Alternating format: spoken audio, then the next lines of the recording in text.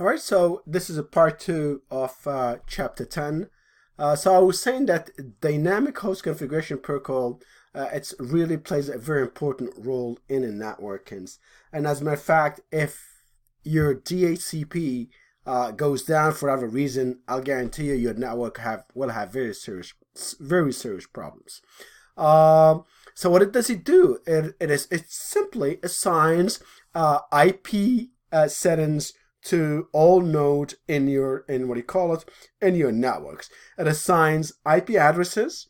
It has the power of assigning IP addresses. It assigns, if you want, subnet mask along with the IP addresses. It assigns a DNS.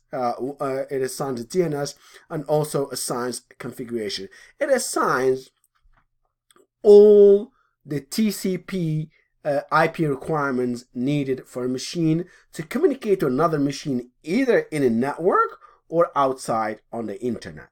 All right, and it can assign IPv4 and it can also assign IPv6. So a lot of times in your home, the little router that you have that you call a modem or you call a router, a lot of times that is acting as your DHCP, dynamic host configuration protocol, using something known as NAT or as a PAT, which we're going to talk about in the future. If you look at this picture over here, it shows you that because of the DHCPs, all these end devices are able to communicate with each other. In the absence of the DHCPs, none of the devices will be able to communicate with each other. And I also want you to understand that DHCP does use boot P to start. As you're going to see, I'll go here in the next recall. When a client need an IP address,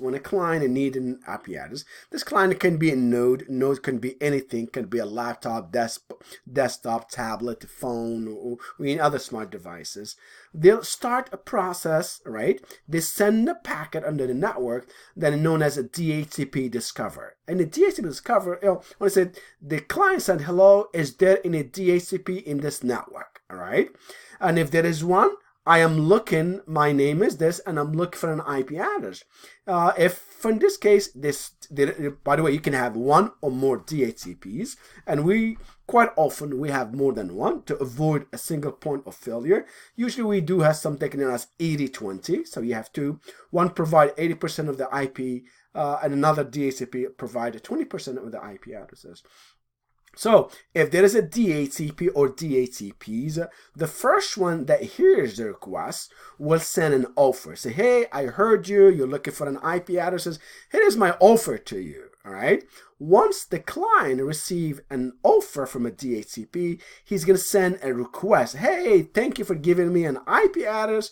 Thank you for offering me an IP address. I'm requesting to keep this IP address if you're okay with that. The DHCP that assigned them the IP addresses looks in its database and see that this IP address has not been assigned to any other DHCP client. And if that true statement, it sends an ACK. Hey, it is okay that no one is using, to my knowledge, no one is using that IP addresses. Therefore, it's all yours. Do with it whatever you can. However, when the lease expire, do not forget to come back and ask me to renew the lease. So this is a very important point. So although IP addresses are given by DHCP to the servers, they're not given forever. They're only released for a given time. When that lease is over or closed, the client needs to send back and start asking to renew. A tricky question: when a client requests to renew an IP address, does he start at discovery? No, he starts at the request.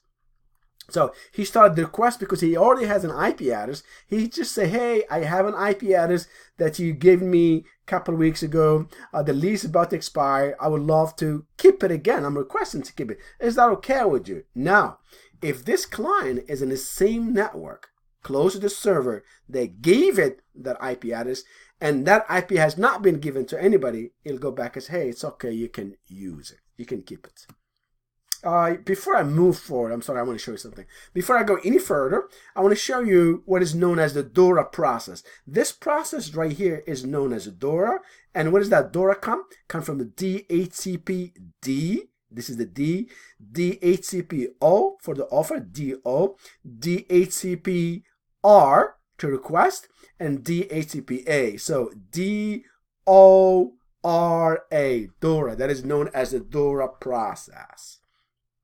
All right, why is it important to understand not just the application layer, to really have an understanding of everything that happens at what do you call it, at the everything that happens on a network, and when one client is talking to another client, or why is it really important to understand what happened in networking? Because sometimes by looking at this communication using protocols such as a protocol analyzer such as Wireshark, you'll be able to see who is talking to who and what kind of requests they are doing. For instance, you may find out, you may see the DORA process. So if you open up your Wireshark and look at computer, look on your network and collect traffic about your network, you'll be able to see the DORA process. You'll be able to see the DHCP, the DNS process. You'll be able to see the FTP process. You'll be able to see a lot. So it's really important. Finally, the next most important thing is being able, just by looking at the port and the services, know what is happening. If you see a 53, you're going to know this is your DNS. If you say 20 and 21, you know this is your FTP. If you see an SSH, you know this is a 20 and 21 is FTP, SSH is 22. So knowing this well-known port and knowing the application and a daemon that they serve will give you a pretty good idea what is happening on your network. In my next lab, I will do a demo where you're going to see an attack, and we try to analyze this attack by looking at the protocol. By analyzing, by capturing traffic, trying to see what just happened in network. A lot of times, a lot of attacks that happen today the attacks start on the internet. So I'm about to stage a very short, what we call it, an attack, a small attack or pre-stage attack, and I will walk through the process, what is happening at what we call it, at various layer of TCP/IP. All right, let us go ahead and take some of the thing that you have learned today and even before about the TCP/IP, the network traffic, the OSI model. So all the things that you have learned, the port, the services, let's put them together and try to understand network as a complete instead of isolated layers. And so the example that we're going to try, let's pretend that one day, Monday, you walk in and your boss will say, you know what, we believe that we have been attacked and we believe that Joe's computer has been infected and that's what had started the attack. Joe just told us. All right, lucky for you, you've been collecting traffic, right? Or the network junior was working then and was collecting traffic. Then your boss gave you the network traffic in addition to this 4 basic questions. Your boss wanted to know, when did the attack occur? What is the IP address and the MAC address of the infected Windows host? It had to be Windows. And what is the domain name and IP address of compromised websites, since Joe said he wanted this website and that's how he believed he got infected. That's what his computer started acting weird, rebooting, showing, and doing different crazy things. Question number 4, what is your boss want to know? What is the domain name and IP address that delivered this malware? Where is it located? Because we are a financial institution, we need to share all this information with a given government agency. This is this scenario.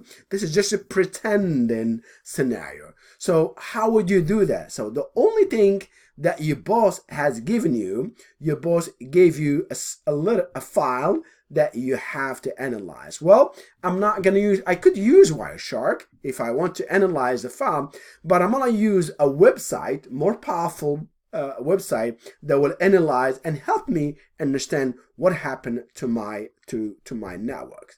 All right, so I'm going to do the first thing, this website, bear with me a little bit. this website I'm going to go to, it is called, here, it's called Packet Total. I'm going to open up my browser here, and I go to a site known as, if you never used it before, is called packettotal.com. Again, it's a very powerful site. So this site has, like Wireshark to the power of 10, has a power of analyzing network traffic and giving me an idea what happens to my network. So I'm going to click over here, all right, and I go to the file that my boss gave me. It's right here, network traffic. I will hit open, all right. I'm going to upload that. Well, see, I'm not a robot. Hit analyze, give it a second.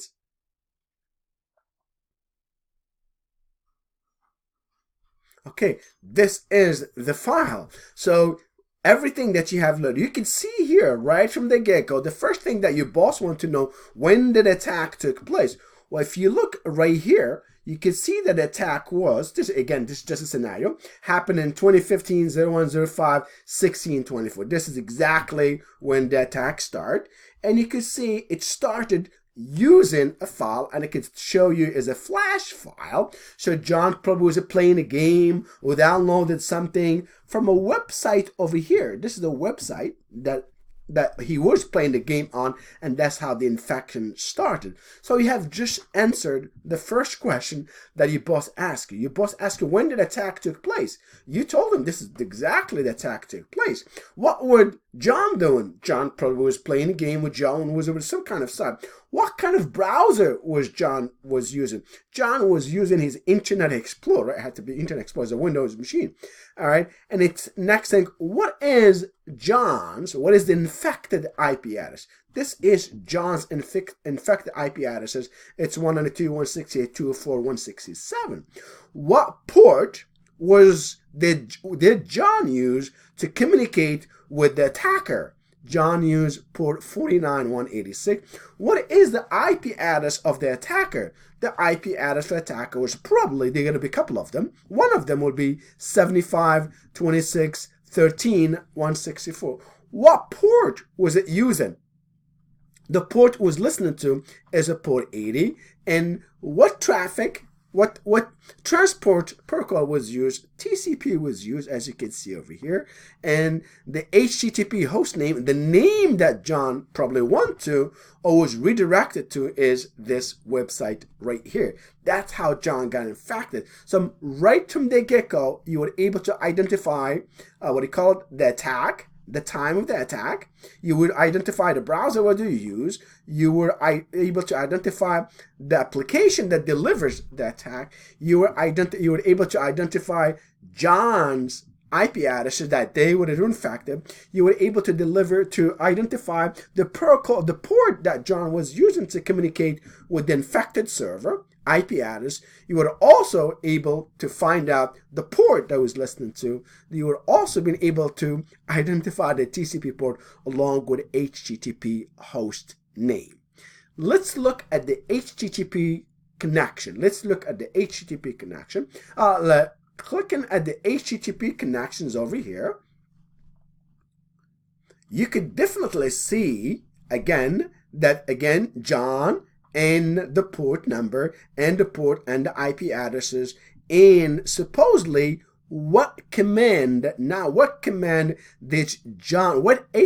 command did John use to get the infection? John sends a GET and asked this website for the file, and that's how that file was downloaded. That's how John was infected. Well, could you show your boss that file that was downloaded to John while he was playing a game and he get infected? You bet you can.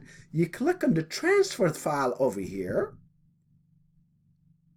and you'll be able, in second, you'll be able to see the exact file that was downloaded to John file, and it's right here. Again, this is the time of the attack, the connection ID. This is the file. This is the infection file, right? I'm going to try and do download. You're going to say, I'm going to leave that to the last one. By the way, I'm running a Mac.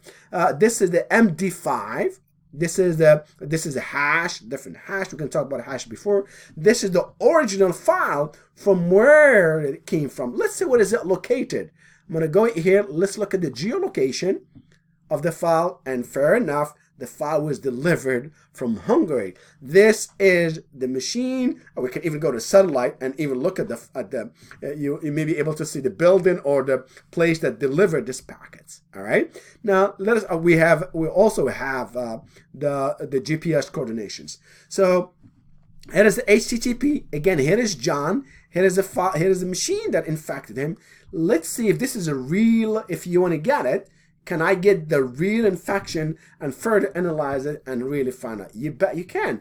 I'm going to try to download it, but what's going to happen, my browser will tell me this file is infected and you should not download it. I'm going to go ahead and try it anyway so you can see it. I'll click here. See, I'm not a robot. Please give me a copy of this file. I need to analyze it. And he's second said, guess what? This file is malicious and it's some kind of viruses. You do not really want to download it, because if you want to go ahead and download it anyway, I can go ahead and click, and now the file is over here. I am going to save it. All right, so I'm going to save it to my desktop. If you want, I still have some time, and let's go put it on my desktop. Put it on the desktop over here. I'm going to save it on my desktop. And now I have the file that John downloaded and infected his computer. I want to do further analysis to see if this one is really infected. By the way, looking down here to the left, I click on malicious activities right here. I'll do it one more time. It's generated. And it's going to tell you, yeah, this was delivered, infection was happened, and this is machine that delivered it, and this is the infected and the port. Now, I want to further analyze it and not for sure tell my boss, rest assured the computer was infected, and I know the entire story if you want to. So what I'm all doing, I'm going to go to another site. I hope you know about it. This file is called virus. This site is called virus total if you want.com. All right, and I'm going to upload my artifact. I'm going to upload the malicious file and have it analyze it for me. I just put it in my desktop right here, and I think this is the file. All right, I'm going to hit open, and I say I'm going to scan it. I hope my antivirus did not already scan it. In file published by Microsoft. Here it is. It's right here. All right. And detect is telling me that it could not detect if it is a malware or is not. I know for sure it is a malware. Let me retry the scan. It's trying to scan it.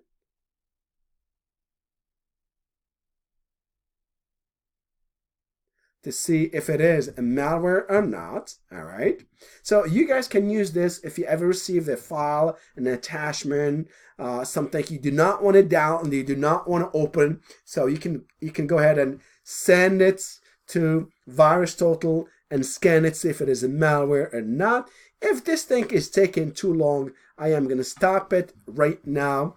You got the idea, and you know that you can. I'm going back to packet total. You were able to answer all the questions that your boss really did want to, right?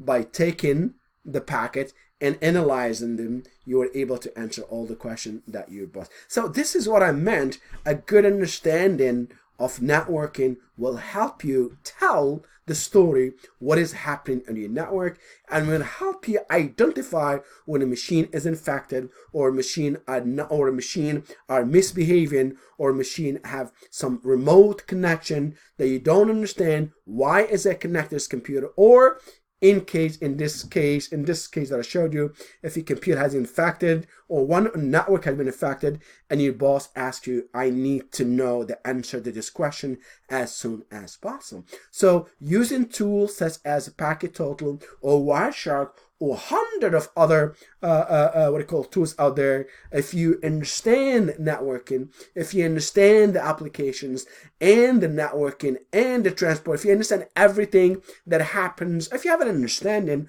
for what happens at the network TCP/IP layer, you should be able to give your boss an answer.